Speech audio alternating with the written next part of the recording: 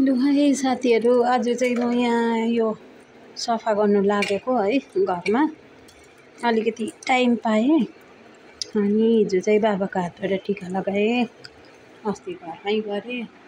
आज चाहिँ यहाँ चाहिँ हाम्रो पुरानो पुरानो फोटोहरू हेरिहाल्नु आउँछ। पुरानो पुरानो ओल्ड इज गोल्ड है। अहिले यो सजाइसकेर फेरि सफा गरिसकेर तपाईँहरूलाई देखाउँछु हो। सफा गर्दैछु यहाँ, अब कलिङ लाएर पनि गर्ने हो।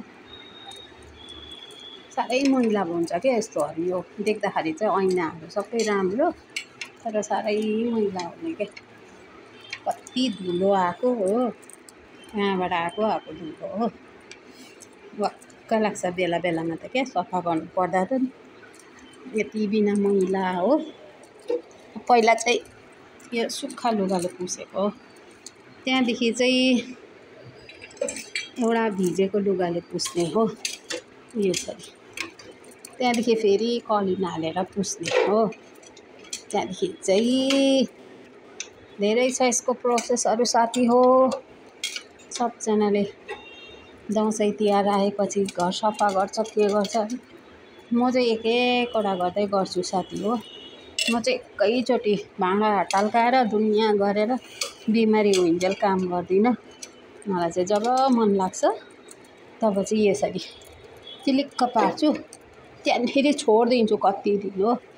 त्यहाँदेखि फेरि जब जाँगर चल्छ त्यहाँदेखि गर्छु। कतिजनाले चाहिँ डेली गर्छ होइन, म चाहिँ त्यस्तो ट्याक्कै गर्दिनँ। अनि हेरिहाल्नु, पुस्दैछु है, हेरिहाल्नु। यस्तो गरेर हाम्रोमा चाहिँ कोही काम गर्नेहरू आउँदैन साथी हो है।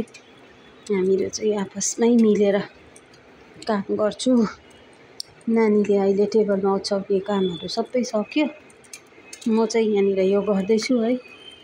अब आज बाहिर पानी पनि पर्दैछ सिलगढीमा।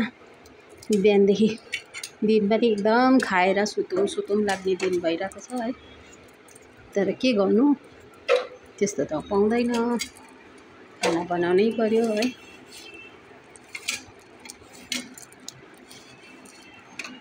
यो चाहिँ अलिक भिजेको लुगा हो। अब त्यहाँदेखि फेरि कलिन हालेर एकपल्ट सुक्खा लुगाले मजाले पुस्ने है, चिटिलिक्क हुन्छ है।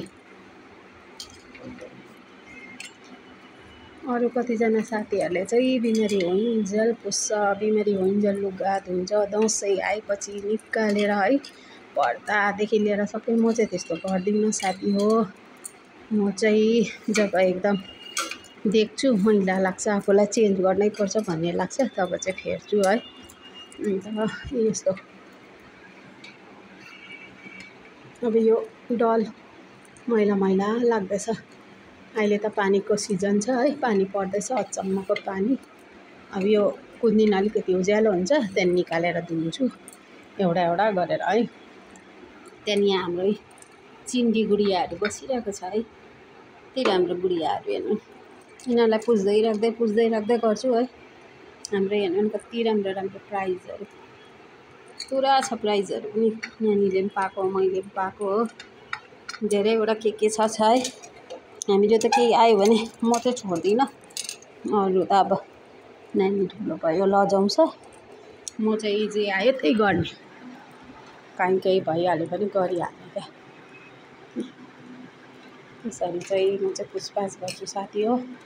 आज अलिक फ्री भएको थिएँ खानावाना खाएर, अन्त यो चाहिँ पुछेँ है। फेरि अल्छी लाग्यो भने चाहिँ केही गर्दिनँ फेरि क्या। त्यस्तो खालके मान्छे अर्कै खालके हो क्या साथी हो। कसैलाई हेप्दिनँ, मलाई हेपेको पनि मन पर्दैन। कसैलाई बेइज्जत गर्दिनँ, मलाई बेइज्जत गरेको पनि मन पर्दैन है। आफू होचो भएर बस्नु मन लाग्दैन है। गल्ती छ भने सानो नानीकोबाट पनि माफी माग्नुपर्छ, सरी भन्नुपर्छ। गल्ती छैन भने केही छैन, कोहीसँग डराउने काम छैन। म त्यही भन्छु सबैलाई है। यो चाहिँ पुछपाछ गरेँ मैले, अहिले चाहिँ अलिकति भयो है, सफा देख्यो।